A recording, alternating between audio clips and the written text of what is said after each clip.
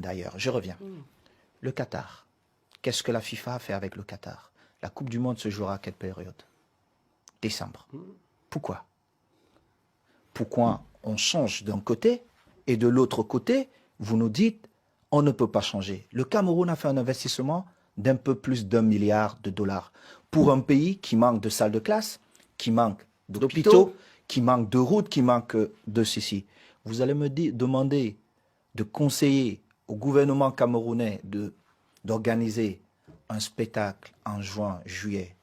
En saison de pluie. Saison de pluie, c'est pas possible. Ah, mais c'est la CAF qui l'a mis en juin, il ne faut pas l'oublier. C'était Ouais. prévu en janvier. Hein. Oui. C'est quand même purement une décision des. Mais nous avons joué des membres où de la CAF. en juin? Nous avons joué en Égypte. Habib, il faisait beau en Égypte. C'est un temps pour jouer au football. C'est un temps. Nous devons aussi protéger nos joueurs. Alors, le gouvernement camerounais qui écrit à la CAF pour dire nous souhaitons jouer en janvier-février. On regarde le calendrier et les joueurs, ceux qui jouent en Allemagne manqueront au match, ceux qui jouent en France, 2 matchs. Les seuls qui iront au-delà de 3-4 matchs, c'est ceux qui jouent en Angleterre. Mais combien de joueurs africains nous avons qui jouent en Angleterre? Ce sont ceux qui nous représentent le plus, évidemment. Mais nous avons Sadio Mané, Mohamed Salah et Aubameyang et 4 ou 5 autres qui sont là. Il y en a d'autres. Alors, on revient à ce que vous étiez en train de dire, on perd 1 ou 2 matchs. L'intérêt de la FIFA n'est pas l'intérêt de l'Afrique. Sur cette question, moi je le dis clairement comme ça. Ce n'est pas, c'est juste l'intérêt. Non, c'est juste l'intérêt des clubs européens. Point.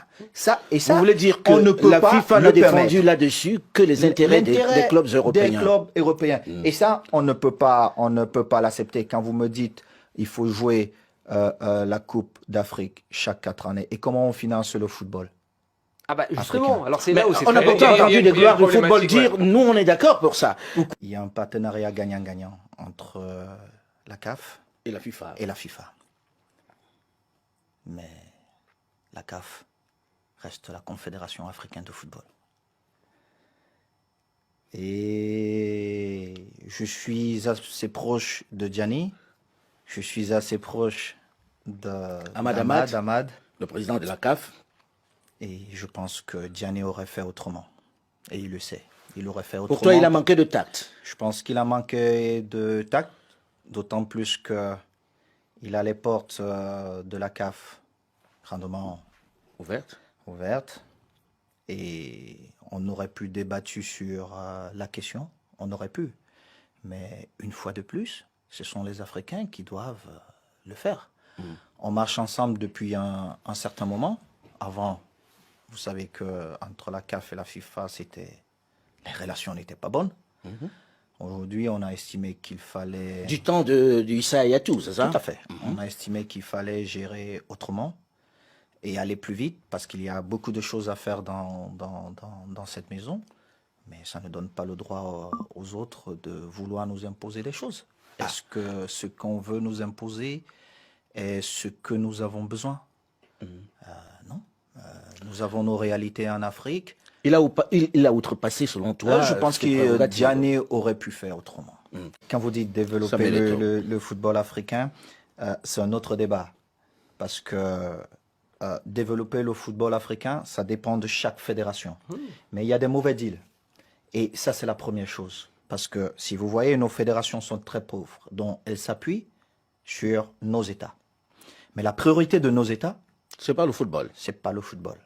Et bien même, quand il y a des fonds alloués pour ce football, il y a beaucoup de chantage. Il n'y a pas une vision, il n'y a pas une politique pour développer le sport ou le football en particulier. Je te prends l'exemple du Cameroun, une fois de plus.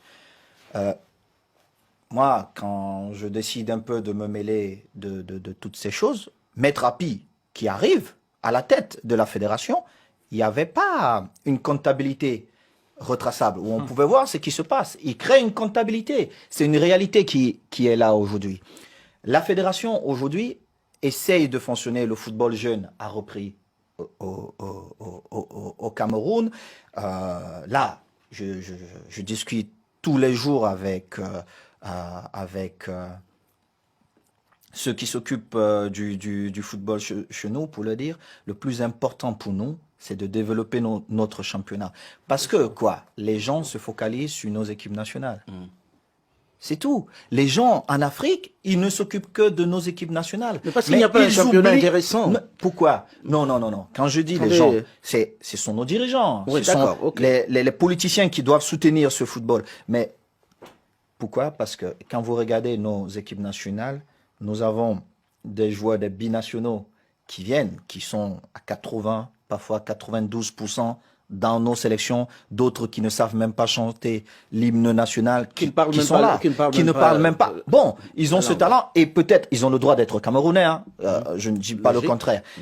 Mais, ce que nous devons développer, c'est le championnat national. Le championnat, pour que ce championnat nous permette d'avoir des joueurs dans nos différentes équipes nationales et pouvoir permettre à cette équipe nationale de pas vivre un certain chantage. Parce que, mais quand tu dis ça aux gens au Cameroun, ils disent, mais lui, il dit ça parce qu'il est riche.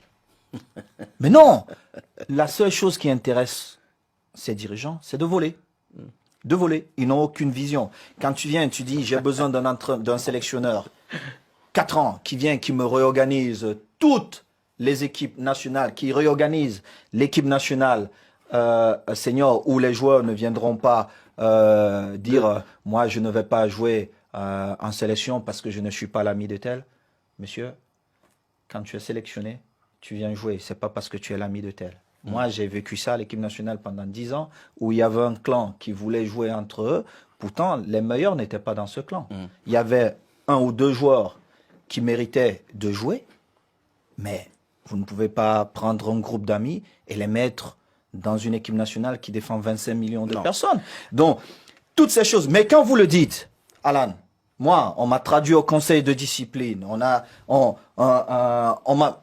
de tes amis ministres. Merci beaucoup.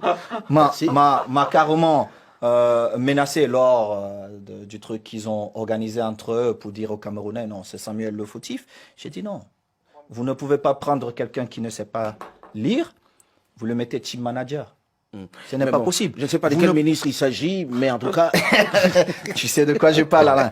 Moi, je dis, pour organiser le football africain, les Africains doivent prendre les responsabilités, les présidents de fédération, et ne pas laisser les différents ministres de sport venir s'ingérer dans la gestion du football.